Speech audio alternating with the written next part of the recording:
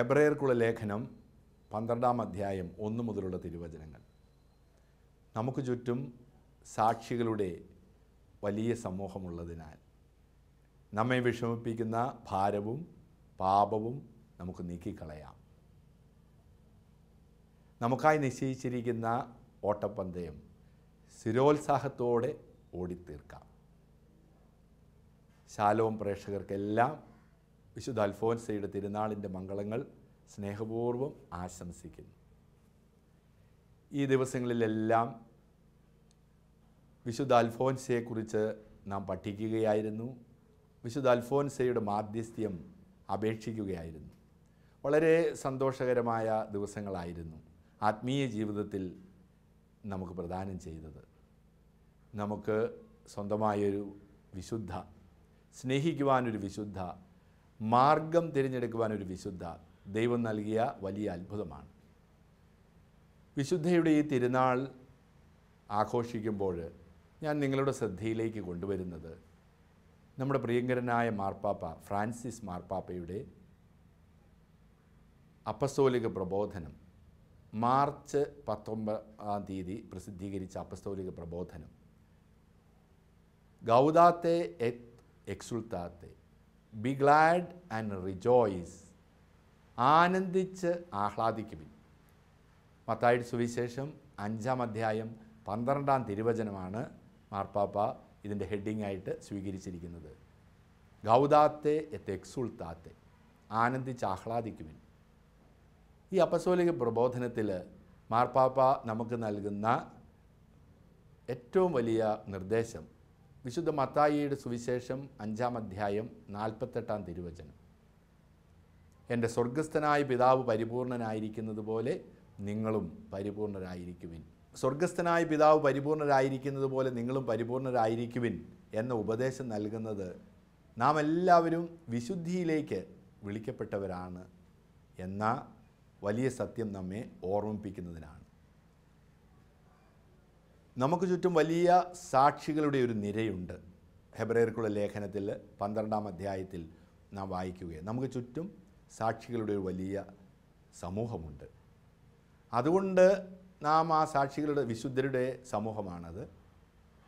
അവരെ നമുക്ക് നോക്കി അവരുടെ ജീവിതം പിന്തുടർന്നാൽ നമ്മുടെ ഭാരവും പാപവും നമുക്ക് നീക്കിക്കളയാൻ കഴിയും.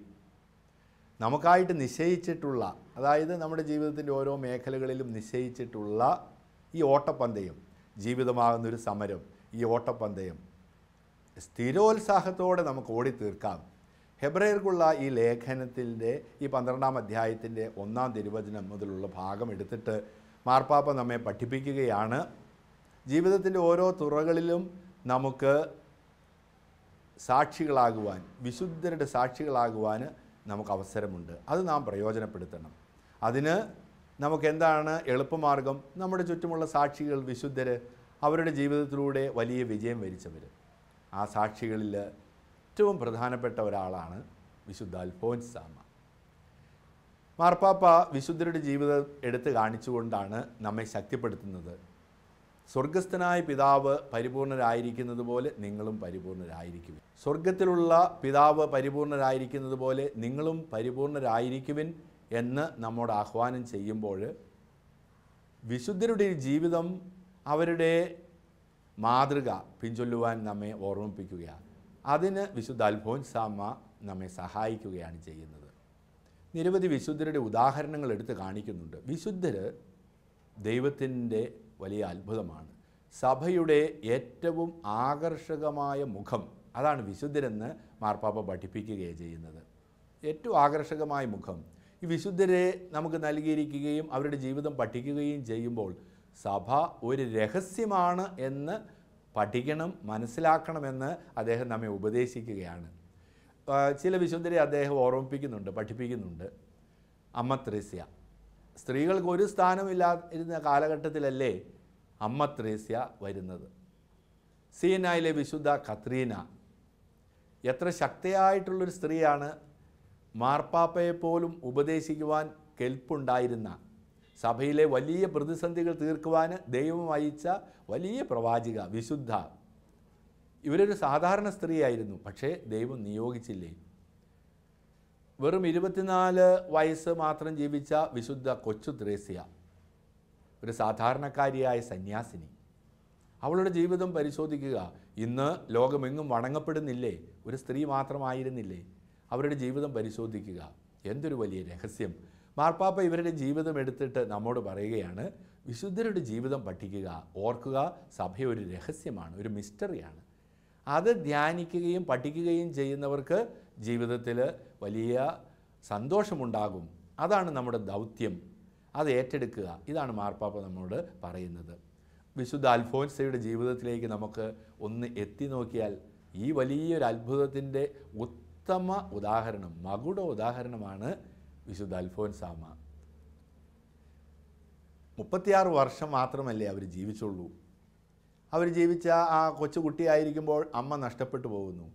അവളുടെ മാതാപിതാക്കളുടെ പേരെന്താണ്? ജോസഫ്, മറിയം. നമ്മുടെ ഈശോയുടെ മാതാപിതാക്കളുടെ പേര് തന്നെ. വിശുദ്ധ അൽഫോൻസാമ്മ ഏറ്റവും കൂടുതൽ സ്നേഹിച്ചിരുന്നത് ആരെയാണ്? ഈശോയെ സ്നേഹിക്കുന്നതിനോടൊപ്പം തന്നെ മറിയത്തെയും യൗസേപ്പ് പിതാവിനെയും. അതുകൊണ്ട് ആ മാതാപിതാക്കൾ, ദൈവം എത്ര നല്ല പേര് നൽകി ആ മാതാപിതാക്കളെ അനുഗ്രഹിച്ചു. ആ മാതാപിതാക്കളെ വിശുദ്ധിക്ക് നൽകി. ഇത് വെറുതെ നൽകിയതല്ല, യാദൃശ്ചികമല്ല. അത് നമ്മെ അത്ഭുതപ്പെടുത്തേണ്ടതാണ്. അവളുടെ ആ ജീവിതത്തിൻ്റെ ആദ്യ കാലഘട്ടത്തിൽ അമ്മ മരിച്ചു പോകുന്നു.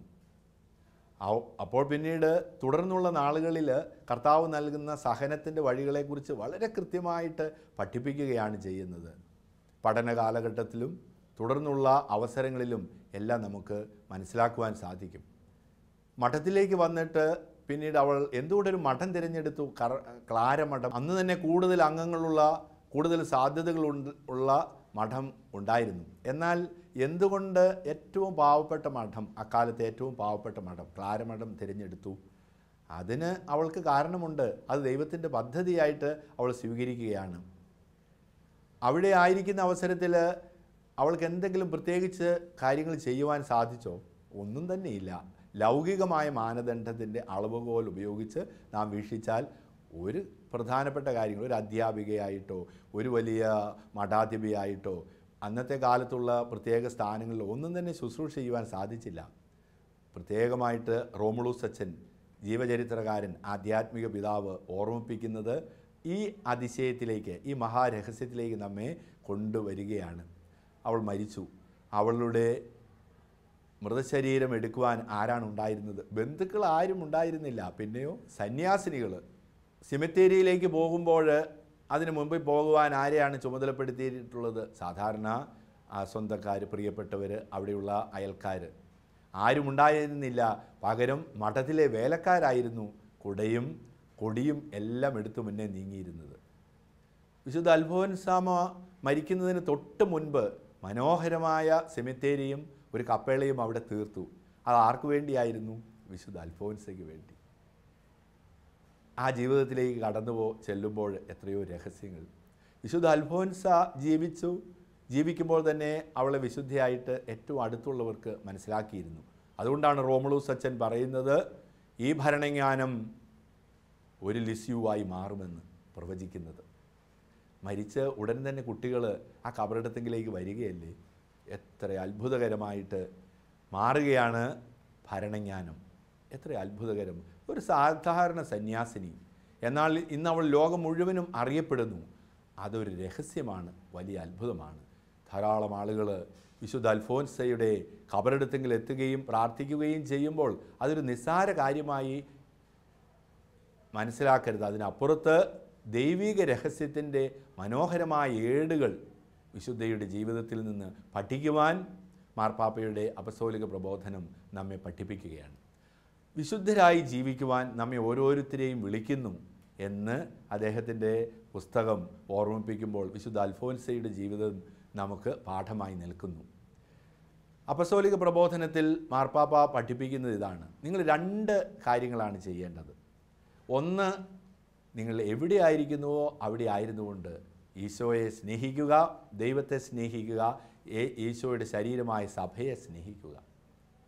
രണ്ടാമതായിട്ട്, നിങ്ങൾ ജീവിക്കുന്ന സാഹചര്യങ്ങളിൽ ദൈവത്തിന് സാക്ഷികളാകുക. ഈ 2 കാര്യങ്ങളും വിശുദ്ധ അൽഫോൻസ തൻ്റെ ജീവിതത്തിൽ പ്രാവർത്തികമാക്കിയിരുന്നു. എങ്ങനെയാണത്?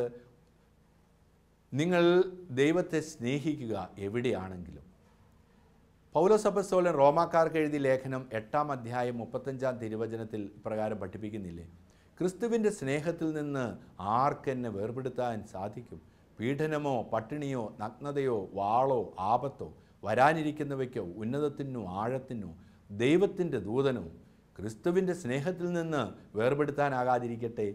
ദൈവത്തോടുള്ള സ്നേഹം അത് കഴിഞ്ഞിട്ടേ മറ്റ് നമ്മുടെ ശുശ്രൂഷകളുള്ളൂ, പ്രവർത്തനങ്ങളുള്ളൂ എന്ന് നമ്മെ പഠിപ്പിക്കുകയാണ്. വിശുദ്ധ അൽഫോൻസ തൻ്റെ ജീവിതത്തിൽ പ്രാവർത്തികമാക്കിയതും ഇതുതന്നെയാണ്. എങ്ങനെയാണ് അവൾ തൻ്റെ സ്നേഹം പ്രാവർത്തികമാക്കുക? അത് ഓരോ നിമിഷവും കർത്താവിനെ സമർപ്പിച്ചുകൊണ്ടാണ്. വിശുദ്ധ ഫൗസ്റ്റീനയെ നമുക്ക് പരിചയമുണ്ട്. കരുണയുടെ വലിയ പ്രവാചിക, വലിയ മിസ്റ്റിക്ക്. വിശുദ്ധ ഫൗസ്റ്റീനയുടെ ജീവചരിത്രത്തിൽ ഒരു കാര്യം രേഖപ്പെടുത്തിയിട്ടുണ്ട്. ഈശോയോട് ചോദിച്ചു, എനിക്ക് എന്തിനാണ് ഈ സഹനങ്ങൾ നീ തരുന്നത്? എനിക്ക് പലതും ഏറ്റെടുക്കാൻ സാധിക്കുന്നില്ലല്ലോ. അപ്പോൾ ഈശോ വിശുദ്ധയോട് ചോദിച്ചു, നീ എന്തിനാണ് ഈ മഠത്തിലേക്ക് വന്നത്? ഞാൻ നിന്നെ സ്നേഹിക്കാൻ, നിന്നെ മാത്രം സ്നേഹിക്കാൻ ഉത്തരം കൊടുത്തു. നിനക്കെന്നോട് സ്നേഹമുണ്ടോ? പിന്നെ എൻ്റെ ഹൃദയം ഒരഗ്നിയായിട്ട് ആളിക്കത്തുകയാണ് നിന്നോടുള്ള സ്നേഹത്താൽ. അതെന്നും ജ്വലിച്ചുകൊണ്ടിരിക്കുകയാണ് സ്നേഹത്താൽ.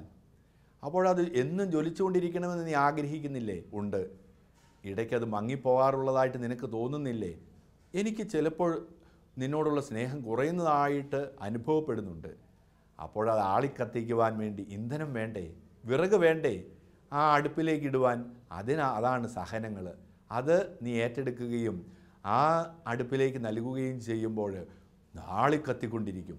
ഇതാണ് നിന്നെ എന്നോടുള്ള സ്നേഹത്തിൽ നിനക്ക് നൽകുന്ന സഹനങ്ങൾ. വിശുദ്ധ ഫൗസ്റ്റീന ആ വാക്കുകൾ ഏറ്റെടുത്ത് കണ്ടുമുട്ടിയ ഓരോ അനുഭവവും, കൊച്ചു കൊച്ചു പീഡകളും സ്നേഹത്തിൻ്റെ അഗ്നിയിലേക്ക് വിറകുകളായിട്ട് ഇട്ടുകൊടുത്തപ്പോൾ അതെന്നും ആളിക്കത്തിക്കൊണ്ടിരുന്നു. ഇതുതന്നെയാണ് വിശുദ്ധ അൽഫോൻസ തൻ്റെ ജീവിതത്തിൽ ചെയ്തത്. അവർ തൻ്റെ വ്രതമായിട്ട് ഏറ്റെടുത്തത്. തൻ്റെ ആദർശം എന്തായിരുന്നു? എൻ്റെ ദൈവമേ, എൻ്റെ സമസ്തവുമേ. അതായത് എൻ്റെ ജീവിതം മുഴുവൻ നിന്നോടുള്ള സ്നേഹം, നിന്നോടുള്ള സമർപ്പിച്ചിരിക്കുന്നു എന്ന് പറയുക. മുഴുവൻ സ്നേഹമാണ് എൻ്റെ സമസ്തവും. ഇനി എൻ്റെ ജീവിതത്തിൻ്റെ ഭിത്തികൾ ഏതൊക്കെയാണ്? ഈ സ്നേഹം ആളിക്കത്തുന്നതിന് വേണ്ടി അവൾ ഇപ്രകാരം രേഖപ്പെടുത്തിയിരിക്കുകയാണ് തൻ്റെ കൈപ്പടയിൽ തന്നെ. പ്രാർത്ഥന, എൻ്റെ വ്രതങ്ങൾ, പിന്നെ പരസ്നേഹം. അപ്പോൾ പ്രാർത്ഥിക്കുമ്പോൾ ഈശോയോടുള്ള സ്നേഹമാണ് വ്യക്തമാക്കുക. തൻ്റെ വ്രതങ്ങളോടുള്ള വിശ്വസ്തത, ഈ സ്നേഹത്തിൻ്റെ ആളിക്കത്തുന്നതിന് വേണ്ടിയുള്ള വിറക്. അത് പൂർണ്ണമായിട്ട് അർത്ഥത്തിൽ മനസ്സിലാക്കുന്നത് ഈ സ്നേഹത്തിലാണ്, പരസ്നേഹത്തിൽ. താൻ ജീവിച്ച ആ സമൂഹത്തിൽ കണ്ടുമുട്ടിയ വ്യക്തികളെ സ്നേഹിക്കുക. അതവർ ജീവിതത്തിൽ എപ്പോഴും പ്രാവർത്തികമാക്കി എന്നുള്ളത് നമുക്ക് കാണുവാൻ സാധിക്കും. ഓരോ നിമിഷത്തിലും ഓരോ അവസരത്തിലും തൻ്റെ അധികാരികളോട് മറ്റുള്ളവർ കുറ്റം പറയും. അധികാരികളോട് ചെന്ന് വിശുദ്ധ അൽഫോൻസയുടെ കുറ്റം പറയും. അധികാരികൾ വന്ന് വിശുദ്ധയെ ശാസിക്കും. അപ്പോൾ വിശുദ്ധ ഇപ്രകാരം അത് ഏറ്റെടുക്കും, ഞാൻ ചെയ്യാത്തൊരു കുറ്റം. പക്ഷേ യേശുവിനോടുള്ള സ്നേഹത്തെ പ്രതി സന്തോഷത്തോടു കൂടി ഞാൻ അത് ഏറ്റെടുക്കുന്നു. ഇതാണ് സ്നേഹത്തെ ആളിക്കത്തിക്കുക. മറ്റൊരവസരത്തിൽ ധ്യാനഗുരു വിശുദ്ധ അൽഫോൻസയെ എല്ലാവരുടെയും മുമ്പിൽ വെച്ച് കുറ്റപ്പെടുത്തി ശകാരിച്ചു. പിറ്റേ ദിവസം ധ്യാനഗുരുവിന് മനസ്സിലാക്കി ഞാൻ തെറ്റിദ്ധരിച്ചതാണെന്ന്. വിശുദ്ധ അൽഫോൻസയുടെ അടുത്ത് വന്ന് മാപ്പപേക്ഷിച്ചു. അപ്പോൾ വിശുദ്ധ അൽഫോൻസ ധ്യാനഗുരുവിനോട് പറയുകയാണ്, ഞാൻ വളരെ സന്തോഷത്തോടെ അത് ഏറ്റെടുത്തു. എല്ലാവരുടെയും മുമ്പിൽ അപമാനിതയായതിൽ ഞാൻ സന്തോഷിക്കുന്നു. എൻ്റെ ഈശോയെ അത്രയും കൂടുതൽ സ്നേഹിക്കാൻ എനിക്ക് സാധിച്ചല്ലോ. തന്നെ ശുശ്രൂഷിക്കുന്ന വേലക്കാരി ഒട്ടും ഇഷ്ടമില്ലാതെ, ഒരു ശ്രദ്ധയുമില്ലാതെ ഉപദ്രവിക്കുകയാണ് രോഗിണിയായ വിശുദ്ധ അൽഫോൻസയെ. അപ്പോൾ വിശുദ്ധ അൽഫോൻസ വളരെ ത്യാഗത്തോടുകൂടി അവളുടെ എല്ലാ പ്രവൃത്തികളെയും സന്തോഷത്തോടുകൂടി ഏറ്റെടുക്കുക. പിന്നീട് ഇക്കാര്യം മനസ്സിലാക്കിയ അധികാരികൾ ചോദിച്ചു, നീ എന്താണ് ഇക്കാര്യം പറയാതിരുന്നത്? എനിക്ക് ഒരു പക്ഷേ കുറ്റപ്പെടുത്താമായിരുന്നു. പക്ഷേ ആ കുറ്റപ്പെടുത്തുമ്പോൾ അവളുടെ ഹൃദയം മുറിയുകയില്ലേ? എന്നാൽ ആ സഹനം ഞാൻ ഈശോയ്ക്ക് വേണ്ടി സമർപ്പിക്കുമ്പോൾ അതെത്രയോ ഭംഗിയുള്ളതായി തീർന്നു. ഭാഗ്യസ്മരണാർഹനായ ജെയിംസ് കാളാശ്ശേരി പിതാവ് വിശുദ്ധ അൽഫോൻസയോട് ചോദിക്കുകയാണ്, നീ വലിയ സഹനമാണല്ലോ ഏറ്റെടുത്തിരിക്കുന്നത്. രാത്രിയിൽ നിനക്ക് തീരെ ഉറക്കമില്ലല്ലോ. ഈ രാത്രിയിൽ നിനക്ക് ഉറക്കമില്ലാത്തപ്പോൾ നീ എന്തു ചെയ്യുന്നു? 3 പ്രാവശ്യം ആ ചോദ്യം ആവർത്തിച്ചപ്പോൾ ഒരു ഉത്തരം നൽകി. ഞാൻ എൻ്റെ ഈശോയെ സ്നേഹിക്കുകയാണ്. ഇതാണ് സ്നേഹമാണ് ജീവിതത്തിന് മുഴുവനും എന്ന് പഠിപ്പിക്കുക. എല്ലാം ചെയ്യുന്നത് ഈശോയോടുള്ള സ്നേഹത്തെ പ്രതി. തനിക്ക് ഇഷ്ടമില്ലാത്ത ഭക്ഷണം അതവർ മനഃപൂർവ്വമല്ലെങ്കിലും ഇടയ്ക്കിടയ്ക്ക് കൊണ്ടുവരുമായിരുന്നു. എന്നാൽ അധികാരികളോട് പറയാം, രോഗിണിയായ എനിക്ക് ഈ ഭക്ഷണം ആവശ്യമില്ല, എനിക്കിഷ്ടമില്ല. പക്ഷേ വിശുദ്ധ അൽഫോൻസ സന്തോഷത്തോടുകൂടി അത് സ്വീകരിച്ചു. അൽഫോൻസ പറയുകയാണ്, എൻ്റെ ഈശോയെ ഇതിൽ കൂടുതൽ എനിക്ക് എങ്ങനെയാണ് സ്നേഹിക്കുവാൻ സാധിക്കുന്നത്? തനിക്ക് രോഗം, കടുത്ത രോഗം, വേദനയാൽ പൊളയുമ്പോൾ ആ രോഗത്തെ ഞാൻ എങ്ങനെയാണ് ഏറ്റെടുക്കുന്നത്? അത് എൻ്റെ ഈശോ കുരിശിൽ സഹിച്ച ആ വേദനയോട് തുലനം ചെയ്യുമ്പോൾ എത്രയോ നിസ്സാരം. എൻ്റെ ഈശോയെ എനിക്ക് ഈ വേദന വഴി സ്നേഹിക്കുവാൻ സാധിക്കുന്നല്ലോ. വിശുദ്ധ പങ്കുവെക്കുകയാണ്. എത്രയോ മനോഹരമായ പാഠമാണ് സ്നേഹത്തെ രൂപത്തിൽ നമുക്ക് നൽകുക. വിശുദ്ധരാകണമോ സ്നേഹിക്കണം എന്ന് മാർപ്പാപ്പ പഠിപ്പിക്കുമ്പോൾ ജീവിതത്തിൽ, അനുദിന ജീവിതത്തിലെ കൊച്ചു കൊച്ചു കാര്യങ്ങൾ ഏറ്റെടുക്കുവാൻ സാധിക്കും. മാർപ്പാപ്പ തൻ്റെ അപ്പസ്തോലിക പ്രബോധനത്തിൽ ഇതിന് ഉദാഹരണം നൽകുന്നുണ്ട്. ഞാൻ എൻ്റെ വൈകുന്നേരം വരെ ജോലി ചെയ്ത് അങ്ങനെ കുറച്ച് സാധനങ്ങൾ വാങ്ങുവാൻ കടയിലേക്ക് പോകുമ്പോൾ എൻ്റെ കൂട്ടുകാരിയെ കണ്ടെത്തി. കൂട്ടുകാരി എന്നോട് അവളുടെ ചുറ്റുമുള്ള അയൽക്കാരെക്കുറിച്ച് കുറ്റം പറയുവാൻ തുടങ്ങി. ഉടൻ തന്നെ നമുക്ക് പറയാം അവളോട്, കുറ്റം പറയരുത്, നമുക്കും കുറ്റമുണ്ടല്ലോ. അതാണ് വിശുദ്ധിയുള്ളവർ ചെയ്യുക. തിരികെ വരുമ്പോൾ മടുത്ത് ആ ദിവസത്തെ ജോലിയെല്ലാം കഴിഞ്ഞ് ഷോപ്പിംഗ് കഴിഞ്ഞ് തിരികെ വരുമ്പോൾ കുട്ടി വളരെ സ്നേഹത്തോടു കൂടി സ്കൂളിൽ അന്ന് നടന്ന സംഭവങ്ങളെല്ലാം ആഹ്ലാദത്തോടു കൂടി പങ്കുവെക്കും. ഇപ്പോഴെനിക്ക് സമയമില്ല, പിന്നീട് പറയാം എന്നല്ല പറയേണ്ടത്. വളരെ ക്ഷമയോടുകൂടി ആ കുട്ടിയെ സന്തോഷിപ്പിക്കാൻ അത് കേൾക്കുക. അപ്പോൾ നിങ്ങൾ വിശുദ്ധിയിലായിരിക്കും, നിങ്ങൾക്ക് ജീവിക്കുവാൻ സാധിക്കും. വൈകുന്നേരം കയറി വരുന്ന ഉടൻ തന്നെ ഭർത്താവ് ദേഷ്യത്തോടുകൂടി ശകാരിക്കുമ്പോൾ ഉടൻ തന്നെ ഭർത്താവിനോട് അതിന് ഉത്തരം നൽകുകയല്ല ചെയ്യുന്നത്. പിന്നെയോ എന്നെ മനസ്സിലാക്കാത്ത ഒരു ഭർത്താവ്, ഞാനൊരു ജപമാല ചൊല്ലി അദ്ദേഹത്തിന് വേണ്ടി കാഴ്ചവെക്കും. അതാണ് വിശുദ്ധിയുടെ അടയാളം എന്ന് മാർപ്പാപ്പ തൻ്റെ അപ്പസ്തോലിക പ്രബോധനത്തിൽ ഓർമ്മിപ്പിക്കുകയാണ്. ഇങ്ങനെ കൊച്ചു കൊച്ചു കാര്യങ്ങളിലൂടെ വിശുദ്ധരാകാൻ സാധിക്കുമെന്ന് മാർപ്പാപ്പ പറയുമ്പോൾ വിശുദ്ധ അൽഫോൻസ തൻ്റെ ജീവിതത്തിൽ എപ്രകാരമാണ് ഇത് പ്രാവർത്തികമാക്കിയത് എന്ന് നമുക്ക് കൃത്യതയോടുകൂടി മനസ്സിലാക്കുവാൻ സാധിക്കും. മാർപ്പാപ്പ വിശുദ്ധിയിൽ നാം ജീവിക്കണമെങ്കിൽ എപ്രകാരം കൃത്യതയോടുകൂടി ചില കാര്യങ്ങൾ ചെയ്യണമെന്ന് ഓർമ്മിപ്പിക്കുന്നുണ്ട്. ഒന്നാമതായിട്ട് നിരന്തരമായിട്ട് പ്രാർത്ഥിക്കണം. വിശുദ്ധ അൽഫോൻസ പ്രാർത്ഥനയുടെ വലിയ പ്രേക്ഷിതയായിരുന്നു. നിരന്തരം പ്രാർത്ഥിക്കും. ദൈവം നൽകിയ നല്ല അവസരങ്ങളിൽ നിരന്തരമായിട്ട് പ്രാർത്ഥിക്കുമായിരുന്നു. രണ്ടാമതായിട്ട് മാർപ്പാപ്പ നമ്മോട് പറയുന്നത് ദൈവവചനം വായിക്കുക. വചനമാണ് നമ്മെ വിശുദ്ധീകരിക്കുക. ഒരു ദിവസം കുറച്ച് സമയം വചനം വായിക്കുന്നതിൻ്റെ മാറ്റിവെക്കുന്നവർക്ക് വിശുദ്ധിയിൽ വളരെ എളുപ്പത്തിൽ ജീവിക്കാൻ സാധിക്കും. വിശുദ്ധ അൽഫോൻസ വചനം എത്രമാത്രം ഹൃദിസ്ഥമാക്കിയിരുന്നു എന്ന് അവൾ തൻ്റെ ആത്മഗുരുവിനോട് പങ്കുവെച്ച ജീവചരിത്രം വായിക്കുമ്പോൾ നമുക്ക് മനസ്സിലാക്കുവാൻ സാധിക്കും. വചനത്തിൽ കണ്ടുമുട്ടി യേശുവിനെ പൂർണ്ണമായിട്ട് ജീവിതത്തിൽ പ്രാവർത്തികമാക്കുവാൻ അവൾക്ക് സാധിച്ചെങ്കിൽ അത് വചനമാണ് അവളെ സഹായിച്ചത്. മൂന്നാമതായിട്ട് മാർപ്പാപ്പ വിശുദ്ധിയിൽ ജീവിക്കുവാൻ നമ്മെ പഠിപ്പിക്കുന്നതാണ് വിശുദ്ധ കുർബാന. ദിവ്യബലിയിൽ സംബന്ധിക്കുക. വിശുദ്ധ അൽഫോൻസ ഏറ്റവും കൂടുതൽ ആഹ്ലാദത്തോടും സ്നേഹത്തോടും കൂടി ആയിരുന്നത് എപ്പോഴാണ്? ദിവ്യബലിയിൽ പങ്കെടുക്കുമ്പോഴാണ്. ദിവ്യബലിയിൽ ആഹ്ലാദത്തോടു കൂടി പങ്കെടുക്കുമ്പോൾ. അടുത്തതായി മാർപ്പാപ്പ പറയുന്നത് കൂദാശകൾ, ഏറെ പ്രത്യേകിച്ച് അനുരഞ്ജന കൂദാശ, കുമ്പസാരമാണ് ഒരാളെ വിശുദ്ധിയിൽ നിർത്തുന്നത്. നിങ്ങൾ കുമ്പസാരിക്കുന്നുണ്ടോ അടുക്കലടുക്കൽ എന്ന് മാർപ്പാപ്പ ചോദിക്കുകയാണ്. കുമ്പസാരത്തിലൂടെ വിശുദ്ധ അൽഫോൻസ താൻ വിശുദ്ധിയിൽ എങ്ങനെ വളർന്നുവെന്ന് അവളുടെ ജീവചരിത്രത്തിൽ നിന്ന് നമുക്ക് പഠിക്കുവാൻ സാധിക്കും. അടുത്തതായിട്ട് മാർപ്പാപ്പ പറയുന്നത് പരസ്നേഹ പ്രവൃത്തികളാണ്. പരസ്നേഹ പ്രവൃത്തികൾ ചെയ്യുമ്പോൾ വിശുദ്ധരായിത്തീരും. വിശുദ്ധ അൽഫോൻസ തൻ്റെ കൊച്ചു ഹ്രസ്വമായ 36 കൊല്ലം മഠത്തിലുണ്ടായിരുന്ന ആ കാലഘട്ടത്തിൽ മറ്റുള്ളവർക്ക് എന്താണോ ആവശ്യമുള്ളത് അത് കണ്ടറിഞ്ഞ് അവർക്ക് വേണ്ടി ചെയ്യുവാൻ, തൻ്റെ വേദനയെല്ലാം മറന്ന് അവൾക്ക് ചെയ്യുവാൻ സാധിച്ചു. മാർപ്പാപ്പ ഈ അപ്പസ്തോലിക പ്രബോധനം രചിച്ചത് തന്നെ വിശുദ്ധ അൽഫോൻസയുടെ ജീവിതം ആധാര്യമാക്കിയാണോ എന്ന് പോലും എനിക്കിപ്പോൾ സംശയമുണ്ട്. ഇത്ര മനോഹരമാണ് അവരുടെ ജീവിതം. അതുതന്നെയാണ് മാർപ്പാപ്പ നമ്മോട് പറയുന്നത്. വിശുദ്ധിയിൽ ജീവിക്കുക.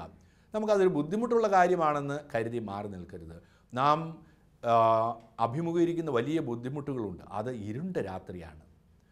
അത് വിശുദ്ധ മാർപ്പാപ്പ പറയുന്നുണ്ട്. നമുക്ക് ഏറ്റെടുക്കുവാൻ സാധിക്കാത്ത കാര്യങ്ങൾ കണ്ടുമുട്ടും, വിഷമങ്ങളുണ്ടാകും. പക്ഷേ വിശുദ്ധിയിൽ നമ്മളെ തളർത്തരുത്. വിശുദ്ധ അൽഫോൻസ മരിക്കുന്നതിന് ഒരു വർഷം മുമ്പ്, അതായത് മാർച്ച് മാസത്തിലെ 1945 മാർച്ച് മാസത്തിലെ ഒരു കത്തിൽ ഇപ്രകാരം പറയുന്നുണ്ട്. വിശുദ്ധ രേഖപ്പെടുത്തുക, എൻ്റെ ജീവിതം എത്ര ദുരിതമയമായിരിക്കുന്നു, ദൈവമില്ലേ, ദൈവം കണ്ണ് അടച്ചിരിക്കുകയാണോ, ഞാൻ എൻ്റെ ഹൃദയം ദുഃഖിതമായിരിക്കുന്നു, ഇങ്ങനെ വിലപിക്കുന്നുണ്ട്. എന്നാൽ അവൾ തുടർന്ന് പറയുന്നുണ്ട്, നിൻ്റെ ഇഷ്ടമാണ് എല്ലാം. നമ്മുടെ ജീവിതത്തിൽ പലപ്പോഴും ദൈവം എവിടെ, മരുഭൂമി അനുഭവം നമുക്കുണ്ടാകും. തളരരുത്. വിശുദ്ധിയിലേക്കുള്ള നമ്മുടെ യാത്രയിൽ ഏറ്റവും അനിവാര്യമായിട്ടുള്ളതാണ് തിക്താനുഭവങ്ങൾ, വേദനകൾ, ദുഃഖങ്ങൾ വരുമ്പോൾ തളരാതിരിക്കുക. മാർപ്പാപ്പ നമ്മെ ശക്തമായിട്ട് ഓർമ്മിപ്പിക്കുന്ന ഒരു കാര്യമുണ്ട്: തിന്മയ്ക്കെതിരെ പോരാടുക. ജീവിതം ഒരു സമരമാണ്. ആ സമരം ധീരതയോടുകൂടി ഏറ്റെടുക്കണം. ഒരു ധീര പോരാളി മുന്നണിയിൽ യുദ്ധം ചെയ്യുമ്പോൾ ആത്മവിശ്വാസത്തോടു കൂടിയാണ് നിൽക്കുക. ഭയമില്ല.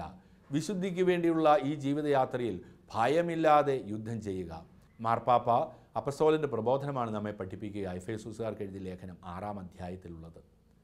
നിങ്ങൾ മാംസത്തോടും രക്തത്തോടുമല്ല യുദ്ധം ചെയ്യുന്നത്, പ്രഭുത്വങ്ങളോട്, ആധിപത്യങ്ങളോട്, അന്ധകാര ലോകത്തിലെ അധിപന്മാരോട്, സ്വർഗീയ ഇടങ്ങളിൽ വസിക്കുന്ന ദുരാത്മാക്കളോട്. വിശുദ്ധ അൽഫോൻസ യുദ്ധം ചെയ്യുകയായിരുന്നു തിന്മയുടെ ശക്തികളോട്.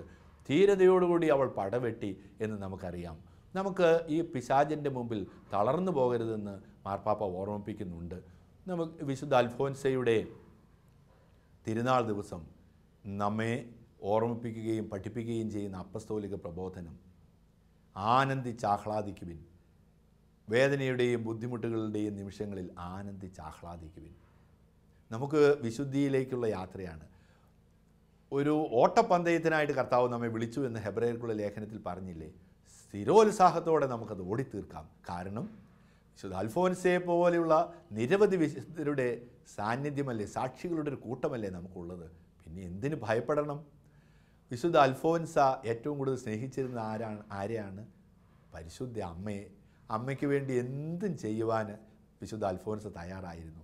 നമുക്കും വിശുദ്ധിയിലേക്കുള്ള യാത്രയിൽ ഒരാളെ നമുക്ക് ആശ്രയിക്കാം: നമ്മുടെ അമ്മയെ. മറക്കരുത്. വിശുദ്ധരാകണം, വിശുദ്ധിയിൽ ജീവിക്കണം. വിശുദ്ധ അൽഫോൻസയുടെ മാധ്യസ്ഥം നമുക്ക് അപേക്ഷിക്കാം. നമുക്ക് ആ ജീവിത മാതൃക നമ്മെ സഹായിക്കട്ടെ. അനുദിന ജീവിതത്തിൽ അവളുടെ മാതൃക ഏറ്റെടുക്കുന്നതിനോടൊപ്പം നമ്മുടെ ആവശ്യങ്ങളിൽ മാധ്യസ്ഥ്യവും അപേക്ഷിക്കാം. ആയിരങ്ങൾക്കല്ലേ അമ്മ മധ്യസ്ഥയായിട്ട് പ്രവർത്തിക്കുന്നത് ഈശോയുടെ അടുക്കൽ. നമ്മുടെ ആവശ്യങ്ങളും നമുക്ക് സമർപ്പിക്കാം. മധ്യസ്ഥയാകും, നമുക്ക് വേണ്ടി പ്രാർത്ഥിക്കും വിശുദ്ധ അൽഫോൻസാമ്മ. നമുക്കത് ഏറ്റെടുക്കാം. തീഷ്ണതയോടുകൂടി അവിടുത്തെ മുഖം നമ്മുടെ ജീവിതത്തിലൂടെ പങ്കുവെക്കാം. നമുക്ക് സ്നേഹിക്കാം. ജീവിത സാക്ഷ്യത്തിലൂടെ വിശുദ്ധരായി ജീവിക്കാം. വിശുദ്ധിക്കപ്പുറത്ത് മറ്റൊന്നും നമുക്ക് ചിന്തിക്കാൻ ഉണ്ടാകരുത്. നമുക്ക് വിശുദ്ധരായി ജീവിക്കാം. വിശുദ്ധ അൽഫോൻസാമ്മ നമ്മെ അതിന് ക്ഷണിക്കുകയാണ്. ഇതാ നിദ്ര വിട്ടുണരേണ്ട സമയമായിരിക്കുന്നു. രക്ഷ നമ്മളാരും പ്രതീക്ഷിച്ചതിനേക്കാൾ അടുത്തെത്തിയിരിക്കുന്നു. അന്ധകാരം കഴിയാറായിരിക്കുന്നു. അതുകൊണ്ട് അവിടുത്തെ സ്നേഹത്തിന് യോജിച്ച ആയുധങ്ങൾ നമുക്ക് ധരിക്കാം. സുഖലോലുപതയിലോ മദ്യലഹരിയിലോ വിഷയാസക്തിയിലോ അസൂയയിലോ കലഹത്തിലോ കോപത്തിലോ നിങ്ങൾ വ്യാപരിക്കരുത്. പ്രത്യുത കർത്താവായ യേശു ക്രിസ്തുവിനെ ധരിക്കുക. അപ്പസ്തോലൻ്റെ വാക്കുകൾ ഈ തിരുനാൾ ദിവസം നമുക്ക് ഓർക്കാം. നമുക്ക് വിശുദ്ധരായി ജീവിക്കാം. വിശുദ്ധ അൽഫോൻസാമ്മ പ്രത്യേകമായി നമ്മളോട് കൂടി ഉണ്ടായിരിക്കട്ടെ. നിങ്ങളുടെ ഓരോരുത്തരുടെയും ജീവിതത്തിൽ മധ്യസ്ഥയായിട്ട് അവൾ വർത്തിക്കും. ദൈവം നിങ്ങളെല്ലാവരെയും സമൃദ്ധമായി അനുഗ്രഹിക്കട്ടെ. ഒരിക്കൽ കൂടി എല്ലാവർക്കും വിശുദ്ധ അൽഫോൻസയുടെ തിരുനാളിൻ്റെ മംഗളങ്ങൾ സ്നേഹപൂർവ്വം ആശംസിക്കുന്നു. ദൈവം നിങ്ങളെല്ലാവരെയും സമൃദ്ധമായി അനുഗ്രഹിക്കട്ടെ.